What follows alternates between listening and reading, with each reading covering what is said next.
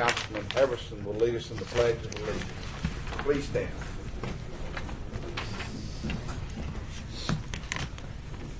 Almighty God, we thank you this day for the many, many blessings that you have bestowed upon us. We thank you for wisdom. We pray, God, for knowledge. We pray for those that are less fortunate, that struggle. God, that you would just lift them up. Now I pray forgiveness of my sins and ask that you go and bless this city, bless this administration. In the name of Jesus I pray. Amen. Amen. Amen. Please join me in the Pledge of Allegiance.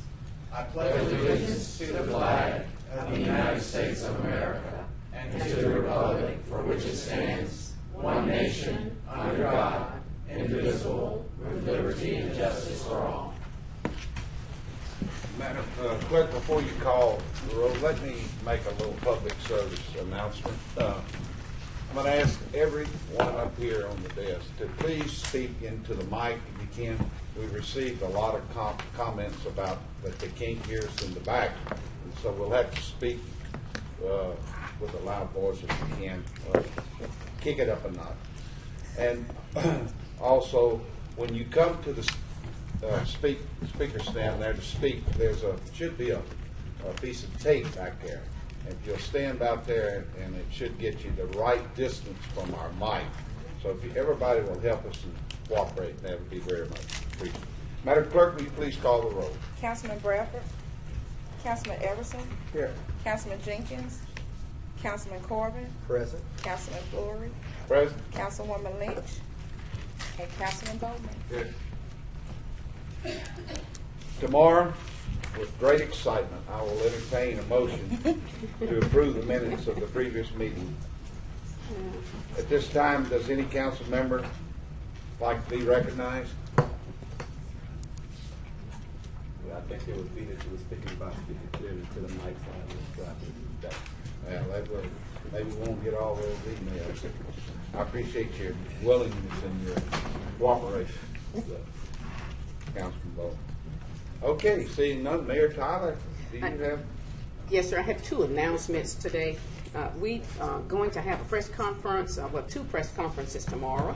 One will be at 11 a.m. at the Shreveport Regional Airport, announcing that we are certified as Aero Ready. And this makes us more attractive to aviation and aerospace companies. And of course, the big news is Shreveport is the first city in the state of Louisiana to receive the Aero Ready certification. So that is good news. That will be tomorrow at 11 a.m. And so if your calendars will allow, please come and be a part of that press conference. The next announcement, Mr. Chairman and council members, we'll have a brief press conference at 2 p.m. tomorrow right here in the Mayor's Large Conference Room to remind residents that recycling pickup will soon switch from weekly to every other week. And of course, we want to thank Chairman Fleury and Councilman Oliver Jenkins for serving on that committee to help us get to a point where we are ready to now make the transition. So we'll have that press conference tomorrow, and of course Republic LLC will be a part of the press conference. They will be the company that will be doing the recycling services for our city. Those are the two announcements that I have. Thank you, sir. Okay. Okay, let's move on to reports. Does anyone have questions for Mr. Green? Mr. Green? Mr. Green, see no responses here, but thank you for coming forward. We do appreciate you. Okay. Move along here. Good. No public hearings. Mr. Crawford, will there be any legislation to be added? Yes, sir. There is one item that we're going to add to the agenda. It's a resolution declaring a certain city of Shreveport, Louisiana supplies, materials, and equipment, specifically vehicles, to be surplus and to be authorized the purchasing agent and his or her designee to sell and dispose of said surplus property by public auction and to otherwise provide with respect thereto. This is a one-reader. Introduction tomorrow and final passage also be tomorrow.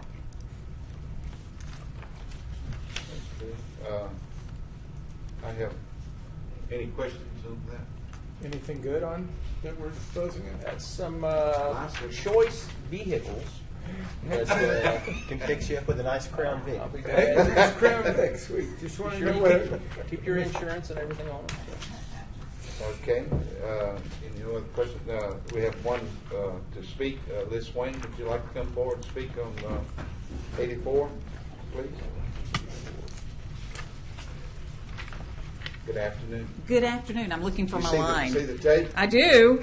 Should my feet be on it or behind it? It's right on the edge. It's like in the NFL. I feel like I'm dancing. Liz, it's like in the NFL, you have to have both feet in, but in college, you only have to have one. All right. I think I'm okay. Okay. Hope you can hear me okay.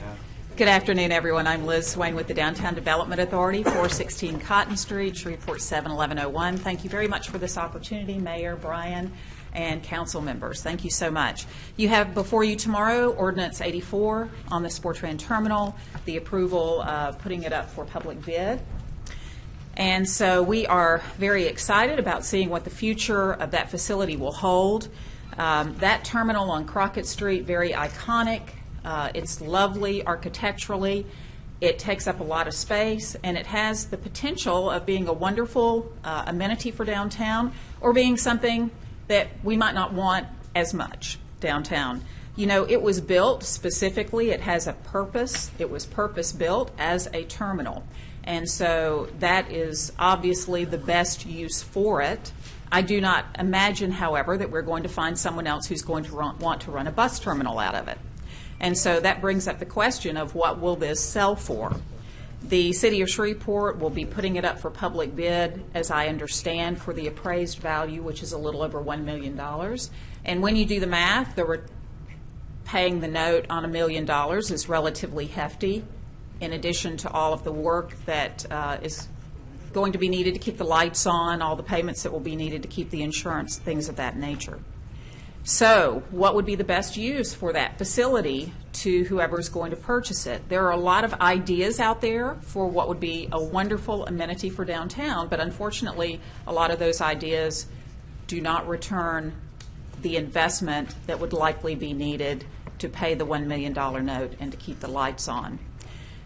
My downtown partners are a little worried about what may happen if the terminal does not sell, if there is no one who steps up who wants to pay the asking price for it and the terminal sits empty.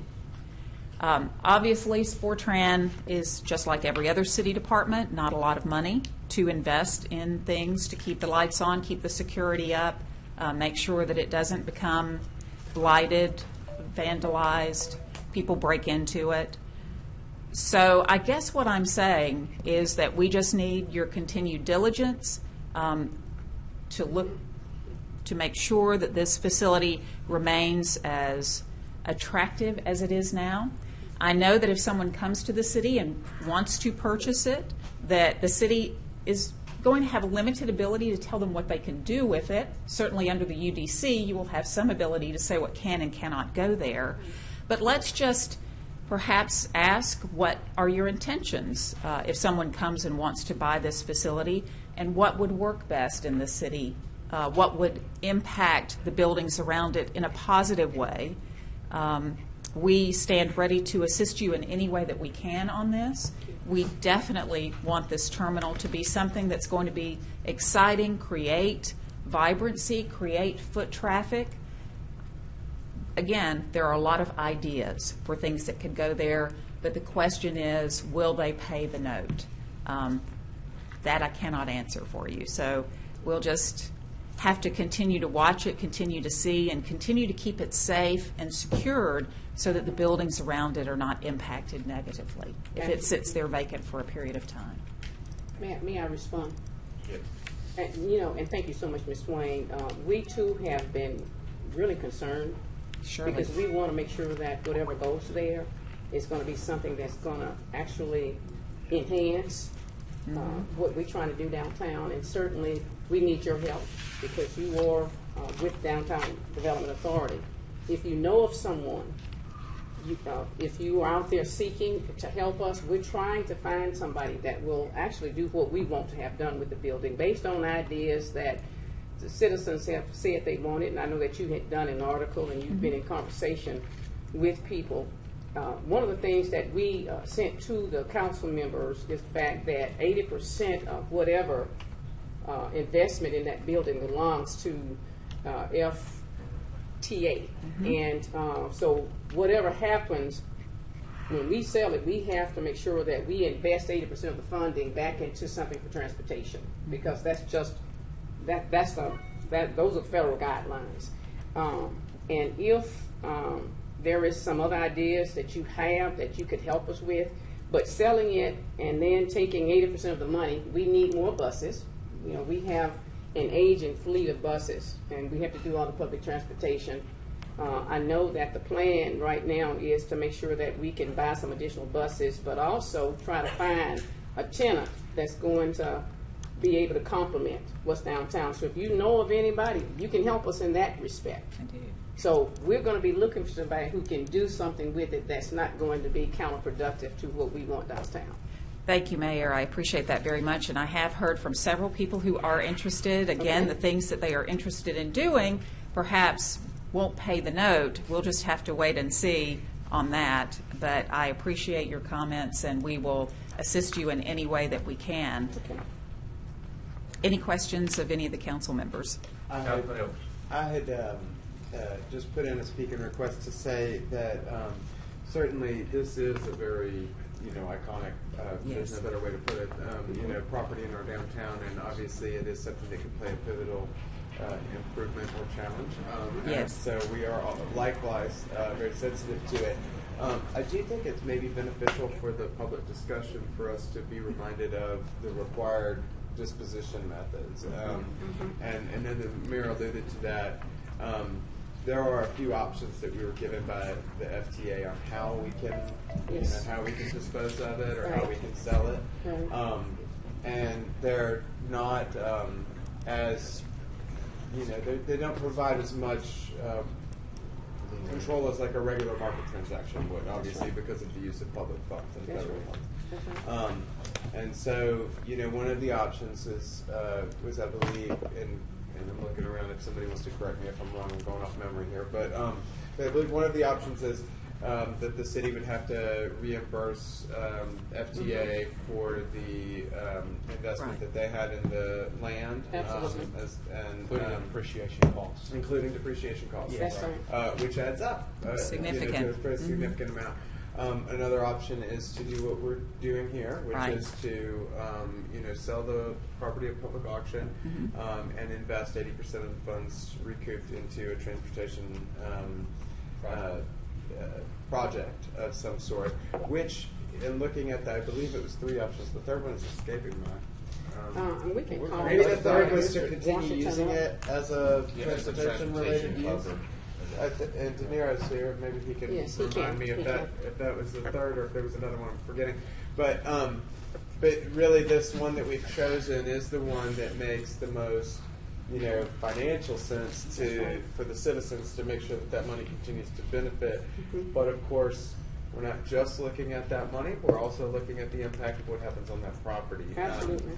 In a practical sense. In a legal sense, we're looking at what happens with that money and where it can be invested. So, and the third option is that we maintain transit service throughout that facility in a heavy capacity, not just running one bus through there.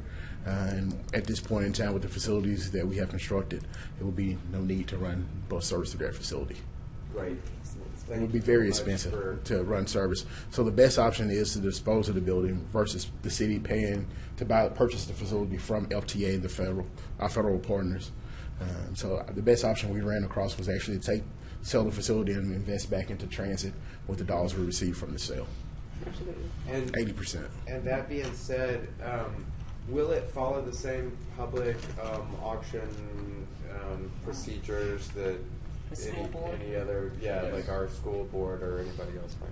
It'll be advertised. To my knowledge, the council's office didn't receive any objection or opposition to it, so there's no need for a public hearing on it. We'll proceed with the competitive bid process, and it will be awarded to the highest responsible bidder. And if the highest responsible, so it won't be tied to the. Well, there's a minimum that has to be. There's a minimum. Has to be reached. So But if the minimum's not met, I think is the question. You reject it. we reject You it. have to meet the minimum Based on appraised FTA. value. Okay. Based on the guidelines, we have to meet that minimum of $1,020,000. So it it, can't it won't go below that amount. So that is the amount we will have to sell the facility for. You know, I know we have there has been high interest in the facility from some partners, but you know we've been in construction for about 2.5 years now, and that was at the initial beginning. So we hope those partners are still open to Yes. looking at this property and actually purchasing this property from us. So the appraised value, we've had 2 appraisals. We actually had the original appraisal, then we had a review appraisal on the property, and they both hit the $1 million mark. One was $1 million, one was $1,020,000. Okay. Thank y'all for that information, and Liz, thank you very much for keeping this, at the front of the public attention. And it is hard sometimes to, we have so much going on in the world, but to maintain focus on things. And this is one that we want to make sure people understand. People know what limitations the city has. People know what opportunities exist in this property, and hopefully we'll realize the best of both. Absolutely. It could be a very beneficial property for downtown, so we're Absolutely. very hopeful that it will be. Certainly. Thank so. you. Thank you so Thanks. much. The chair at this time would like to recognize Mike Busada to speak on ordinance 98, resolution 98. Good afternoon. Good afternoon. Thank you so much for having me. Your name and address for the record, please. Yes, Yeah, Mike. brief. Yeah, Mike Busada with Busada Law Firm. I'm here representing Lyft. My address is 954 Azalea Garden Drive, Shreveport 71115. I just wanted to come before you today on behalf of Lyft and say that we appreciate all the work that the mayor's office and the city council's put into getting the ordinance to a position that will allow us to come and be a part of the community. So we're very much in support of the ordinance today, the amendment, and we look forward to being part of the Shreveport community very soon. We look forward to that as well. Absolutely. Thank you, Mike. Thank you. Okay, that concludes public comment.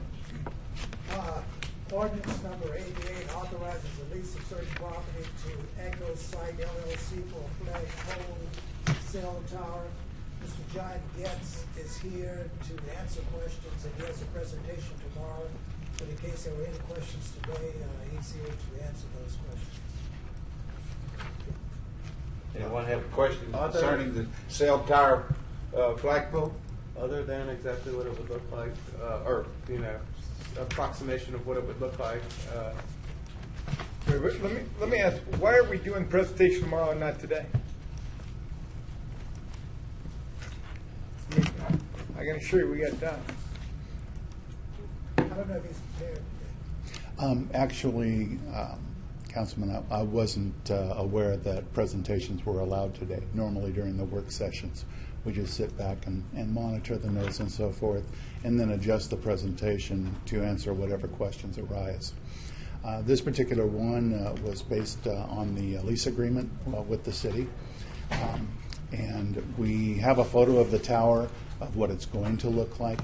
What we're doing is we're proposing to lease space over in the park for a 100-foot flagpole with an 8x12 American flag on it, dual light illuminated 24/7, 365. We've worked out an agreement with the Parks Department and with the city also to remove all of the concrete leading up to the site in order to go ahead and clear the space out. We're doing a artistic fencing around it, and we're going to have 80 rose bushes, the pop-out roses, set up around it to make it look really, really nice for the city. It's going to be capable of housing up to 3 carriers, T-Mobile being the first carrier that we're going to be having on it. And there's sufficient space inside the compound for its expansion without having to take up any additional room space. And it's going to improve the E911 in the area, also the internet in the area, and allow for the new versions of the frequencies that were released by the FCC over the last year. Sir, would you suspend? Would you Yes. please speak a little louder? Oh, yes, I'm sorry. Thank you. Yeah, the to allow the additional frequencies that were released by the FCC this year for the new generation of smartphones due to come out over the next year to 2 years. Gotcha. I'll say I thought the site plan, this is in District B, and I thought the site plan looks very appropriate where it is. It looks like it provides a service, and just in this location, it's kind of an amenity to the park as well. So I think it'll be good. yeah, I agree. I think you can put it on the overhead. This is about what the tower is going to look like. The compound's going to Thank you. Mr. Chairman, if Yes, ma'am. the councilman have finished, I want to thank this company for doing it. Also, they've agreed to maintain, I guess, the knockout roses that you're going to be putting out there? Yes, ma'am. You said pop-up, I thought. I'm sorry, knockout roses, Okay, yeah. knockout roses, and you will be maintaining the area? We're going to maintain the interior area of it. We've reached an agreement with the Parks Department that after we remove all of the concrete and bust it up and haul it away, we're going to level the ground. And then the Parks Department has agreed to go ahead and lay down sod, seed, or whatever they plan on doing with that area. Okay, when you say, are you saying the SPAR department? Yes, SPAR? yes, Okay, I'm that's us. Okay. Right, okay. All right, thank you. Uh-huh. Hey, I wish you could see my knockout roses. They're doing great this year. Beautiful. They are beautiful. Okay. Any questions? Thanks, sir. Thank you. Like a large flagpole in the middle of the Just out of curiosity. Okay, no further public comments. Mr. Clerk, anything else? That's no executive appointments. Mayor, you don't have any appointments or nothing? Not today. We've done a lot of appointments in the last 2 or 3 months, and we have some others coming, but not this time. Okay. Thank you. There are no items under consent agenda. Mr. Crawford, let's continue to be those items to be adopted. Thank you, Mr. Chairman. Resolution 163 authorizes the mayor to dedicate the 2800 block Dr. Martin Luther King Jr. Drive in honor of Reverend Dr. Joseph Martin.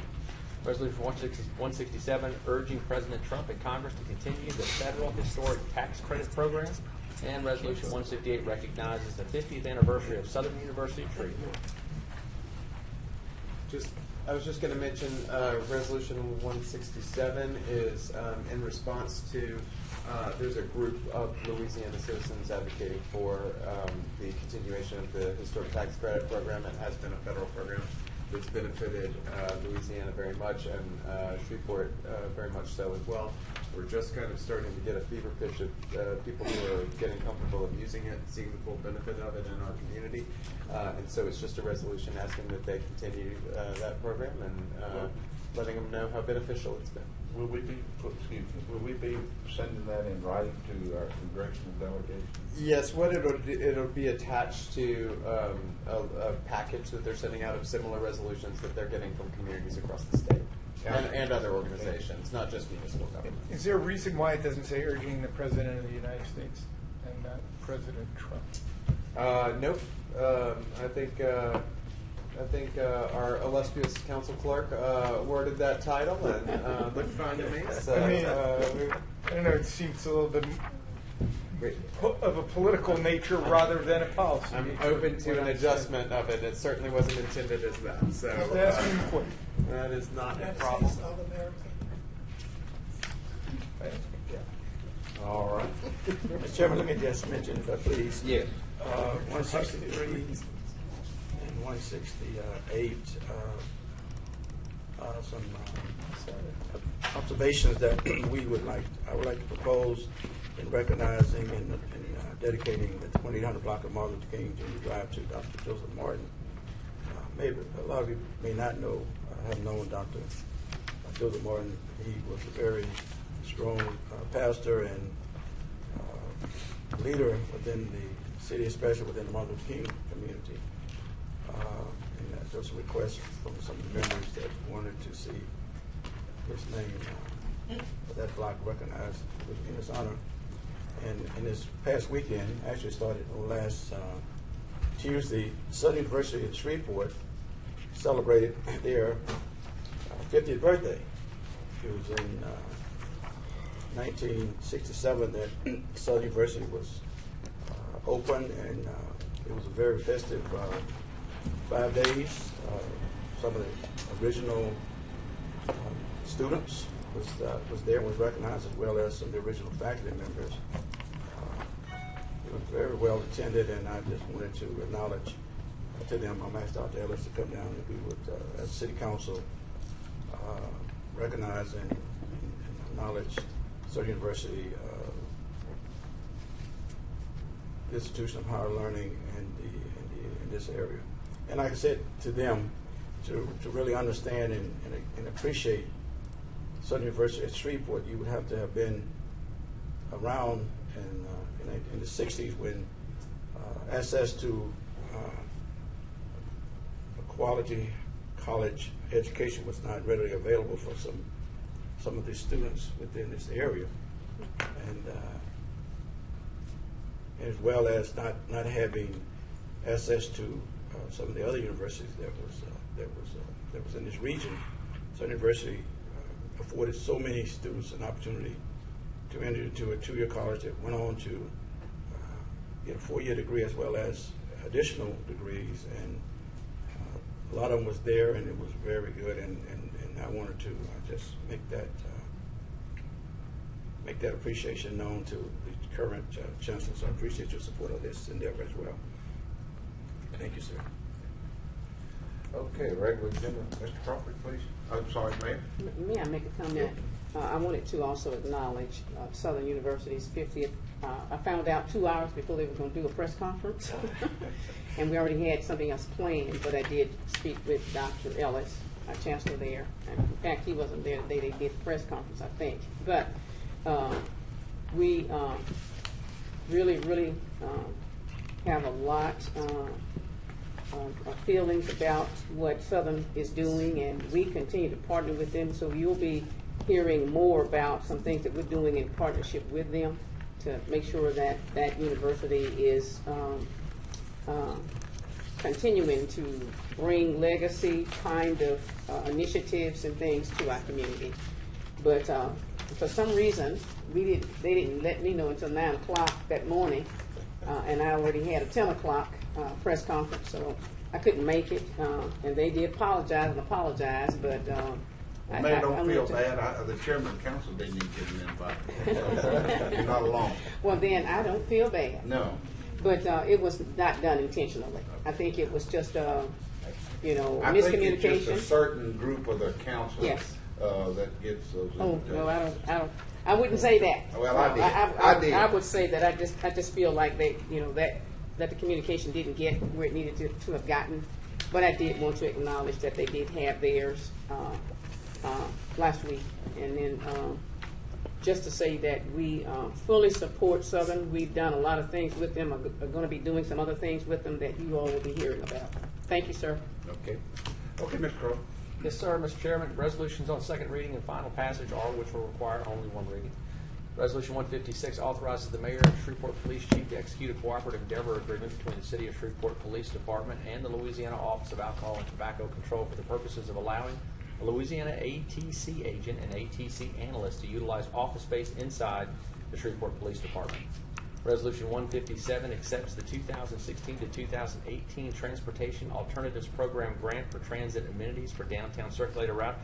This is a companion to Ordinance 95 and 96 that allows the funding for Sportran public benches and covers in the new downtown circulator route.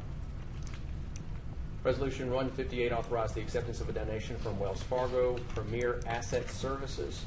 This allows a donation of property from Wells Fargo, 4435 Ogle Street, and then in turn Community Development will donate that to the Fuller Center. And then Resolution 159 authorizes the mayor of the City of Shreveport to enter into a lease management agreement with Southern University of Shreveport for operating of the Milam Street Kitchen Incubator Community Kitchen located at 1210 Milam Street, Shreveport, Louisiana. Okay. It's one of those things that we're going to be doing. That There you go. kitchen, number 159, that's getting closer and closer. Yes, it is. Yes, it is. Any questions? Councilman Jenkins? Okay, so with regard to buses and bus stops, and this is really for De Niro. So one of the things that I get, or Alan, sorry, either one of you, didn't mean to, looked up and I'm like, there, they're both there. So anyway, so one of the kind of gripes that I'm getting is, yes, we've got these new bus benches, but there are no trash cans. And so, I mean, I don't know, I think that pretty much, I mean, that's, and they said, hey, look, I promise you that people are not going to throw them on the ground, or the propensity of it to get in the trash can is a lot higher if there is actually a trash can next to the stop. So, and I'm sure downtown it's a little bit more easier for that type of amenity. But it's something we definitely have to consider. The Uri Drive corridor, I know in particular, I get a lot of complaints that there are trash cans nearby and people are sitting there and then. So when you're talking about amenities, please keep that in mind as a potential. So to answer your question, one of the things we just opened was a new project for shelters, shelters and trash cans throughout certain areas. There will be some added in each council district. As part of adding those shelters, we will add a trash can. All shelter stops have trash cans. One of the major things that we're doing as part of this transit initiative is removing quite a few bus stops and actually limiting the number of bus stops we have going forward. With that being said, we will look at how we invest in adding additional trash cans to the new stops as we serve. But the project that we have coming out shortly will add like 30 new trash cans throughout the community. The reason we haven't done that in the last 2 or 3 years is because we had to pour a concrete slab for each trash can we put out, and we wasn't sure where the stops were going to be. Now we know where the new stops are going to be. We're starting going back to our program and adding new shelters as well as trash cans each day, each time we had a stop. Okay, and then one more obvious part of that is, then who picks up the trash from the trash cans? So right now we partner with Public Works. Public Works do serve our trash cans and do pick up the trash out of the trash cans for us. And you're not being held responsible for the answer to this question, but how often does Public Works go by each trash can? I can't answer that question for you. Last time I checked, it was when we originally started the program and working with Public Works, it was once each week. There are some stops and locations that we have provided to Public Works that they do supposedly serve twice a week. Okay. And like, obviously, y'all see the issues. Sure. And we can work. And one of the things that I will tell you, Councilman, is if a stop is full at a certain location, we do have bus operators out at each stop at least once every hour. So they do call those stops in, and when we get those stops called in, we do send staff out to make sure those trash cans are empty. So if there's ever a problem with a stop or a location for anyone, all you got to do is you reach out to our office. We take full responsibility for our stops, and we'll make sure someone goes gets the trash and replace that bag for you. Thank you. Thank you.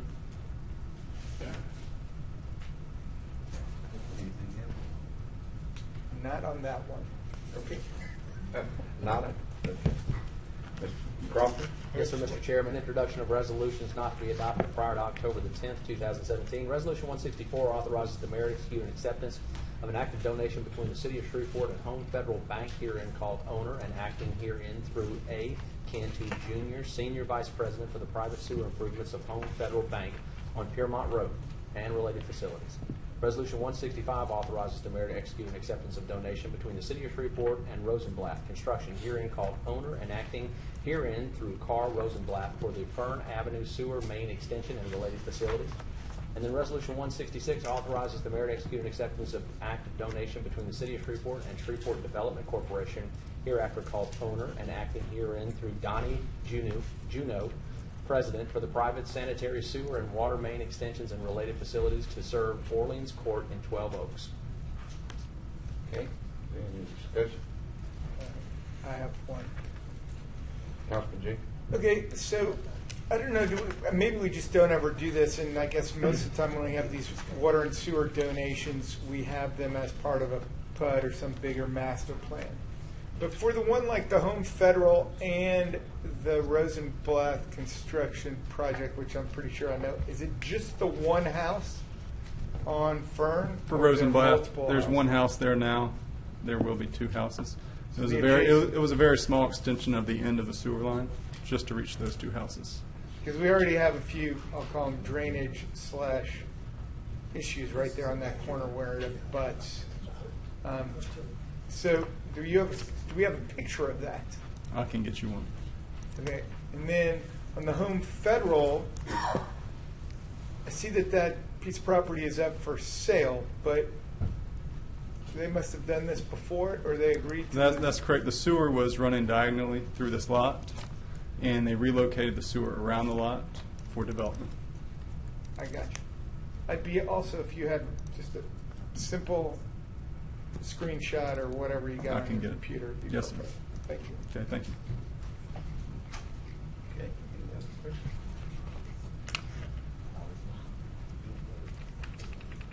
Mr. Crawford?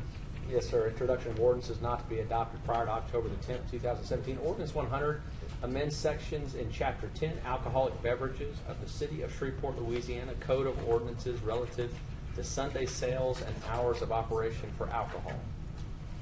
Ordinance 101 is a zoning case number C-59-17, amending Chapter 106 of the Code of Ordinances, the City of Shreveport zoning ordinances by rezoning property located on the north side of Kinney Road, 1,345 feet west of Linwood Avenue, Shreveport, Caddo Parish, Louisiana, from R1D I1 Urban One Family Residential District Light Industrial District to R1D PUD Urban One Family Residential Planned Unit Development District.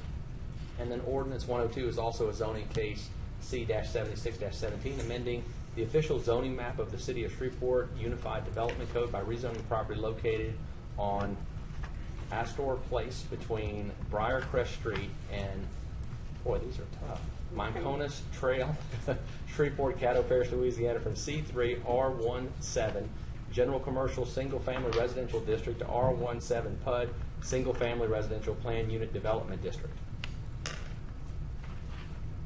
Okay, any questions? Of course. Naturally, I have a question. Okay, on the ordinance 100,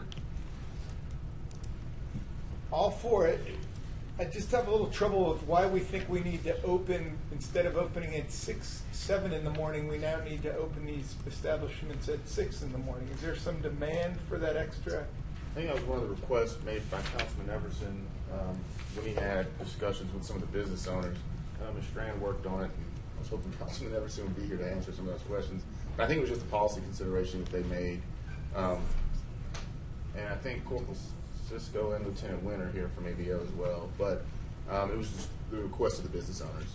Okay, I mean, I love the idea that it's all standardized, and it's, I mean, I'm very supportive. It's the only part of it that I just don't understand.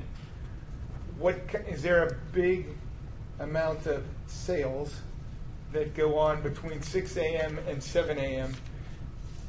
of alcohol? Let me ask Corporal Cisco to come up and then second of all, another reason is, you know, the shorter you make that window between the end of the day and the start of the day, more people are inclined to come up with a way to do something for 2 hours that may be a little bit not in our long-term best interest. The main reason we moved it from 7 to 6 was to accommodate most of the places downtown wanted to get the night shift from the casinos, and if we'd have done it at 7, usually they get off at 6. So to accommodate the downtown businesses, we would rather open at 7. 6. You mean 6? Well, I'm sorry, 6. Okay. I got you. Okay. So the shift must end at 6 in the Yes, morning. sir. Is that the deal? Yes, sir. I got you. Okay. Thank you. Sure. That's reasonable. That's reasonable. At least there's a reason for it. Yeah. Any other questions? I have just one comment. By the way, that I want to make it clear that that one didn't come from the administration. Okay. Thank you. No extended hours for you on liquor sales, I'm there. No, she didn't start drinking till 7 in the morning. I don't drink. She doesn't need that extra hour. She just I just drink water and soft drinks. Any other questions? I know you're just kidding. Okay. All right, Mr. Chairman, ordinances on second reading, the final passages. Ordinance 84 authorizes the purchasing agent to advertise for and solicit sealed bids to sell to the highest responsive bidder surplus city-owned and movable property, i.e. real property, and all improvements therein located at 400 Crockett Street, Shreveport, Louisiana, 71101, commonly referred to as the Shreveport Downtown Bus Terminal. Ordinance 88 authorizes the mayor to execute a lease of a portion of city-owned property located in Caddo Parish at East Stoner Avenue and River Parkway Boulevard, Shreveport, Louisiana, 71101, commonly referred to as Veterans Park, to Eco Site LLC for placement of a stealth flagpole cell tower for purposes which benefit the public. Ordinance 93 amends the 2017 Water and Sewer Enterprise Fund. We talked about this last time. This provides $500,000 moving from personal services to materials and supplies for correcting or repairing 3 water mains that are leaking in West Shreveport. Ordinance 94 amends the City of Shreveport, Louisiana 2017 capital improvements budget. This is for adding $150,000 for the airport for revisions for runway 523 and taxiway E for design and environmental. Ordinance 95 amends the 2017 budget funding contractual service provided to Sportran by Metro Aviation. This 95 and 96 are the companions to the resolution we read earlier. 95 allows $43,680 to be moved from the operating budget to capital, and then 96 is the capital portion of that companion, accepting that in the capital endeavor. Ordinance 97 authorizes the mayor of Shreveport, the mayor and Shreveport Transit Management Incorporated to execute a non-exclusive license agreement with National Railroad Passenger Corporation. This provides them the use of a slip at the new facility for, I think it's, $85 a month. It's not very expensive. Ordinance 98 amends Chapter 102, Vehicles for Hire, Article 3A, Operating Regulations, Section 10288 of the Code of Ordinances, City of Shreveport, Louisiana, relative to transportation network companies. Ordinance 99 declares the city's interest in certain vacant lots as surplus and our intention to donate certain vacant lots acquired by community development for Phase 2 of Concordia Place development to Fuller Center for housing of Northwest Louisiana. And then Ordinance 89 is a zoning case, 72-17, an ordinance to amend the official zoning map for the City of Shreveport Unified Development Code by rezoning property located on the northwest corner of Ellerby Road and Gulf Ridge Drive, Shreveport, Caddo Parish, Louisiana, from RE Residential Estate District to C2 Corridor Commercial District. Councilman Corbin, that'll be postponed, though. We don't take action on that. Right, until October 24th. Attorney Bradford. Yes, sir. I was going to note Ordinance 99 and Ordinance 89 both have postponements to dates certain. On Ordinance 98, I did want to make the council aware that I spoke also not only with Lyft's representative, but I had a phone call with Uber's representative on Friday afternoon about 4:30. He called again this morning, had another conversation with him. They're good with the ordinance, the amendment to the ordinance. They did have one other request that they'd like to make to the council related to how you calculate the per ride fee. They're going to send over some recommended language. We'll post it as an amendment for the council to consider. But again, Lyft has confirmed that they're good with it as written, and of course Uber came back with a little bit more this morning, or this afternoon. And we have to postpone it? No, we don't have to postpone it. I'll have the language from them this afternoon. I'm just waiting on the email to pop in now, and once he emails it, I can put it up as an amendment, and you can consider it to vote up or vote down. As far as I'm concerned, I'm one, but I'd like to be moving forward on it. Yeah, Mr. Chair? Yeah. But the key point that I think you're making, and maybe I'm missing this, is one of the two companies is satisfied. Correct. This additional amendment is something in particular that the other company would like. That is correct. Okay, so even if we pass it as it is, at least one of the two are satisfied. That is correct. Okay, well, I would certainly, before we bring on this amendment, I want to make sure that we have some background of what the other cities in Louisiana, if they have had to make that provision, and or in terms of how it impacts our state law. I'm just... The state ordinance that did not, the state statute that did not pass, had a general 1% gross revenues provision. our ordinance has a 25%, 25-cent per ride provision. That has been seen in other jurisdictions. New Orleans has, when those transportation networking companies negotiate with each city had different terms. They were hoping for a unified policy across the state. That didn't happen. And so Uber's position is they'd like to get as close to the proposed state language as possible. The change that they are requesting is that we remove the 25-cent per ride fee and make it 1% of gross sales, as opposed to the per ride cost. And I guess from a policy standpoint, why did we go with the 25 cent per? That when we originally were in discussions with Uber, we actually proposed 50 cents, and they requested it to go down to 25 cents. It's kind of ask high and kind of know where you are in the competitive markets. The size of Shreveport, 25 cents was on the actually fair end of what it was. But I think that given some of the discussion in the community, they see an opportunity to further negotiate that point. It'd have to be a $25 fare, right, to even get to the 25-cent net to us, right? Correct. No, well, I mean, it's as it's written, it's 25 cents per ride. So it's an additional 25. Right, but so the fare would have to be a $25 fare to get 25 cents. That's and correct. my argument is a little bit like, I don't know how many fares in the city of Shreveport are over $25. I understand. I agree. Councilor Corbin, I know you waiting to weigh in on this. No, I just had a question, I guess, for clarification, whether it's 25 cents a ride or it's 1% of gross revenues. It's pretty much a self-reporting and monitoring on the TNC. Correct. Because we have no idea what they're doing. Correct. All right, thank you. But both were fine with the airport fee.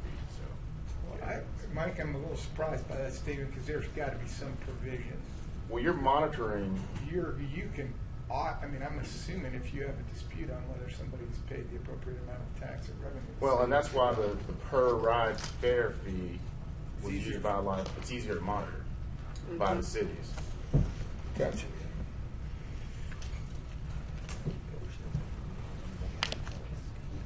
Okay, Mayor, did you have anything you want to weigh in on that? Do you have anything you want to weigh in on that? I know you're our math teacher around here. Yes, sir, I'd love to. Actually, I think they're just trying to leverage as much as they can. I think we did ask that our staff would look to see what other cities are doing, and they vary. I think they were okay with the 25 cent per ride until they thought they could get more. Yeah. And so I just wanted the council members to remember that. We do need to be conscious of the fact that they're going to go for whatever they can. And we need to also be conscious that we need to try to, get the revenue we need to continue to do the services in our city. So, anyway, that's what I wanted to say. Mr. Thompson? Is there any table legislation to be removed? I'm not aware of any, Mr. Chairman. Okay. Nothing from the property standards today, no ADA, no appeals? No appeals.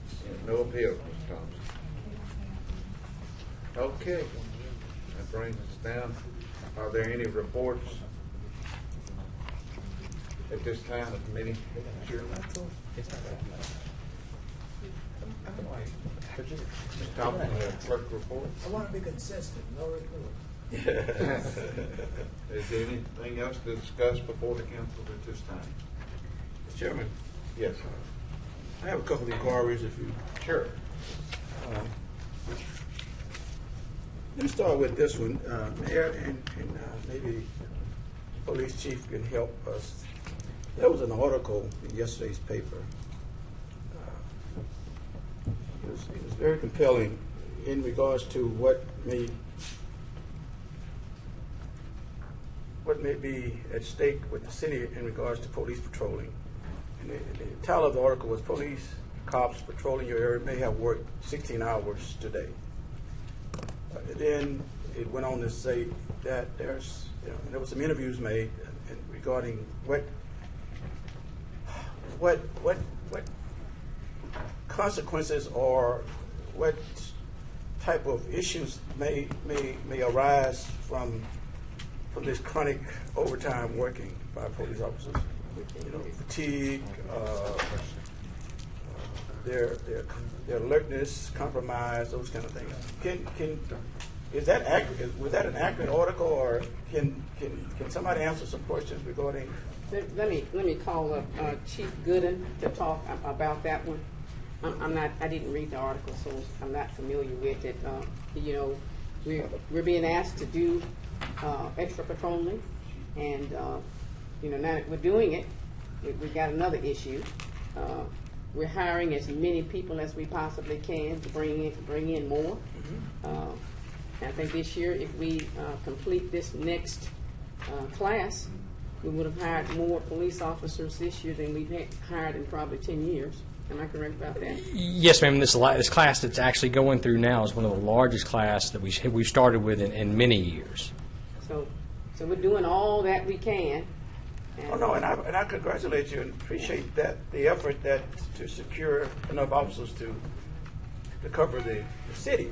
Oh yes. Okay, but my concern is are we burning out our officers currently? Well, and that's one of the things. We have policies and protocols in place relative to what we refer to as fitness for duty. And that's a multi-layered process where we have supervisors who are in place, command staff personnel who are, and part of their job is to look out for the welfare of those officers. And let me be clear, when we talk about our personnel, literally and figuratively, they are our most valuable resource. When you look at it from a budgetary perspective, over 90% of our budget, right at 90%, is people, salaries, and benefits.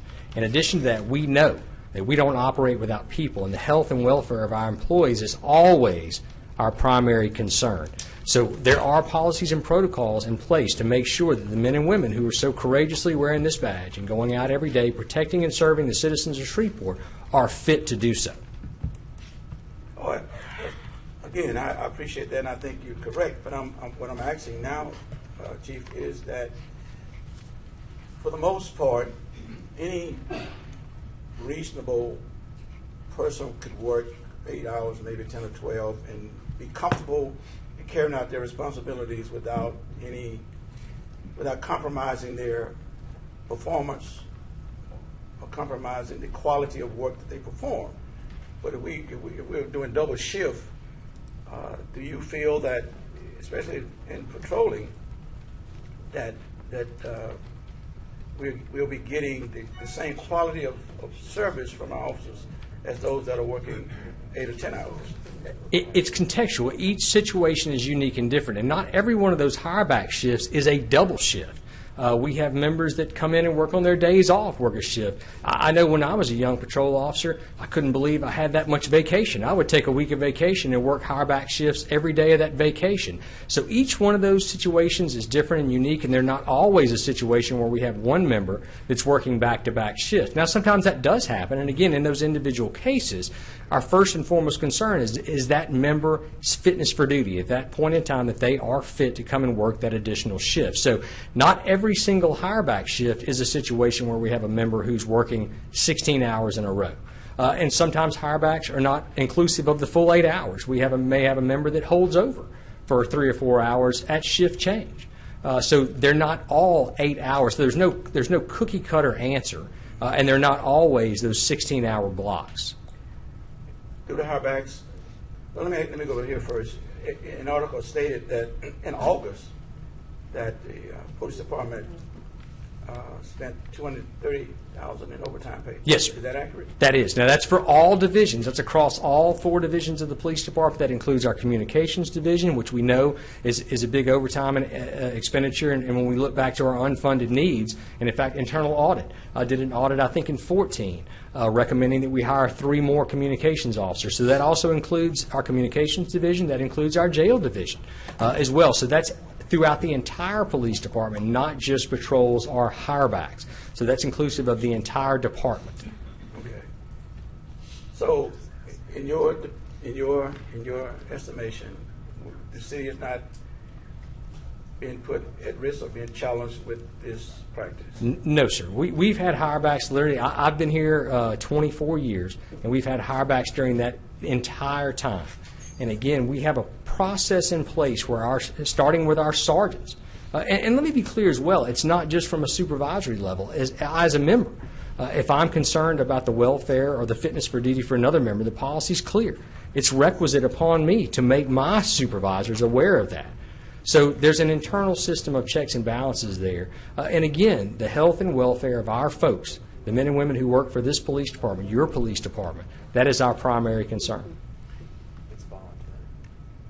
And Chief Crawford, it is, all those are voluntary hirebacks. We've never had that I've been aware of, had a mandated hireback where we told a member, you will be working a hireback shift at the end of your shift Well, let me tonight. understand, because I'm confused now. If we don't need hirebacks, we're not utilizing hirebacks. I mean. Yeah, if we enter into a situation where we didn't need to hire back, then we would not. So we had adequate staffing, we would not need hirebacks. Is that correct? Yeah, in a perfect world, but then we have sick leave as well, and we're statutorily mandated. Our members, sworn members, civil service members, get 52 calendar weeks in a year of sick leave, so we deal with that. We deal with departmental leave, where if we, and God forbid, like we did in late January, we have a situation where 3 of our members are involved in a deadly force encounter. We have to place those 3 members on departmental leave with pay.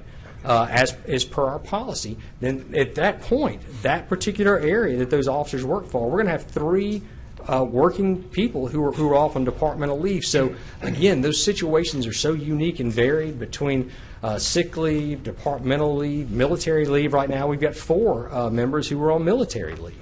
So all of those things figure into that. Okay, all those are part of the equation. Yes, sir. So not necessarily shortage, it's just that filling in for vacation, filling in for sick, filling in for this, filling in for that. Absolutely. Vacation comp time, and we're hiring right now, and we are very thrilled. Chief Crump has made some substantive changes to the way that we recruit after he was appointed to that position. And this academy cycle now, again, is one of our largest classes that we've had in years. We had more applications than we've had in a long time.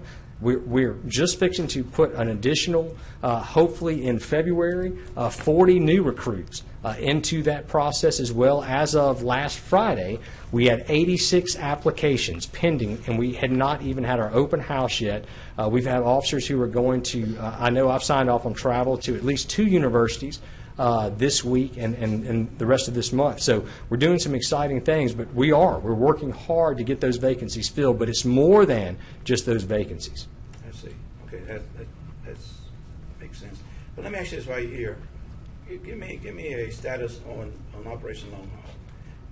Operation Long Haul is very much moving forward right now. As I think when we initially broached this to the mayor and the council, we talked about how we could tailor it to our needs. And when we assess emerging crime patterns, Part 1 crimes, calls for service, as well as citizen complaints, we could change long haul, the hours, the days, and we have done that. So where our officers are now, and certainly we don't want to do anything that would compromise the operational integrity of long haul, but I can tell you that the hours have been changed. So those officers now are working different hours than we initially set forth when we deployed that operation, and the days that we are doing it have changed. So we are doing that to address some of those emerging patterns that we see. But it is very much, we believe, has been a successful endeavor. And Part 1 crime numbers should be wrapping up for the month of August. We should have those out this week. And they look like we're going to come in under last year's numbers for August. So we believe that it is still a viable operation. Good. In regards to the last week, there were several shootings and violent incidences. What do you contribute that to? Again, when we're talking about violent crime, so much of the time there's some sort of relationship between the victim and the offender, and I know we've said that time and time again, but I think it's difficult to make a correlation when those kind of events it's difficult to pattern when those kind of events are going to happen. So we're working each one of those cases, and I can tell you that we met with the commander of our detective division this morning, and she gave us updates on all of those cases, and they are very much moving forward. We made a substantive arrest over the weekend. I think our PIOs put out a press release relative to a homicide that we had back in the summer. So we are moving forward aggressively with those cases. Okay. Thank you, Mr. Chairman. On this subject, I have another subject. Okay, sure. If I want to question him, I will yield. Thank you. Okay. Thank you, Chief. Thanks, Bill. My next question to administration is in regards to recycling. Who is to educate the public on the rearrangement of our agreement with Republic? Okay, and I did mention today, Did you? before you got here, I that we're going to apologize be... for my tardiness. Yes, sir, that's okay. But we're going to be doing a press conference tomorrow. I Okay. invited you all to come, Okay. but you hadn't made it here yet. But then we'll have Republic, which is the company that did get the RFP, from the city. Yes. And so we're going to start that education tomorrow because, as you know, October 8th is the last date that we'll have the contract with Pratt Industries. Republic will be the new recycling company, and they'll be here tomorrow. Am I correct, CAO? Yes, ma'am. They'll be here tomorrow to actually speak to the council, but they're going to also join us for the press conference at 2 o'clock tomorrow in the mayor's conference room. Okay. So you all please come by. And then there will be a lot of coverage and a lot of marketing of what will happen so that our people will have a smooth transition. Good. Okay. Okay. Because, and you mentioned it at the last meeting that if they need additional chemicals, you'll provide those as well. Those chronic recyclers. Yes, sir. Yes, sir. We did mention, and I need to get back with staff. I was at a meeting in South Louisiana on Friday, so I was not able to get the final detail on the number of containers, but I think we mentioned that we would provide one extra container Okay. to those who want to have that extra container based on the new system that we have in place. Mm-hmm. And so, but let me get with staff, and we'll have all that information for you tomorrow. And the public would And the ascertain all public that will, in and the due public time. will know. Yeah. Yes, sir. We're going to spend the next 2 weeks just making sure that we get everything out there, along with the company. Okay? Thank you, Mayor. All right. And my last item is regarding request for service. I usually go through the council clerk. I usually submit to him some requests that may need to happen in my district, and he forward them on to the administration. I have not seen some services that I requested implemented. How do you go about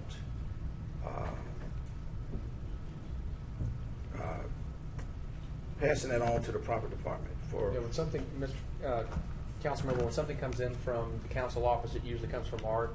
Most of the time, the department director is CC'd on that. I think Art takes the discretion to say this is a street issue, or this is a water issue, and then I follow up with that director to make sure that it's followed through on. If you'll send me any specific requests that we have missed, Okay. Council, I'll be glad to follow up on those at the earliest and get you back something as soon as possible.